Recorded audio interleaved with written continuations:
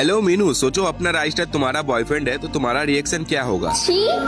अब राइस्टार छोड़ेगा नहीं तेरे को। हेलो राइस्टार जी, मैं आपकी बहुत बड़ी फैन हूँ। मैं आपकी वीडियोस रोज देखती हूँ। और अभी भी नूब है। हेलो राय जी, एक बात पूछूं? हाँ पूछो। अगर तुमको मुझ जैसी लड़की दिख गई तो आप क्या करोगे? इग्नोर और क्या। और अगर वो आपको प्रपोज करे तो? Still ignore. Hello Rai ji, मेरी ना एक प्रॉब्लम है, लेकिन आप तो एटीट्यूड ही बहुत दिखा रहे हो। हाँ बताओ क्या प्रॉब्लम है। मैं आपको पसंद करती हूँ। ये तो मेरी प्रॉब्लम हुई ना, तुम्हारी थोड़े हुई। राय जी सच में, क्या आपको अभी भी मुझसे प्यार नहीं हुआ? इतना टाइम से मुझे नहीं हुआ, राय को क्या घंटा होगा?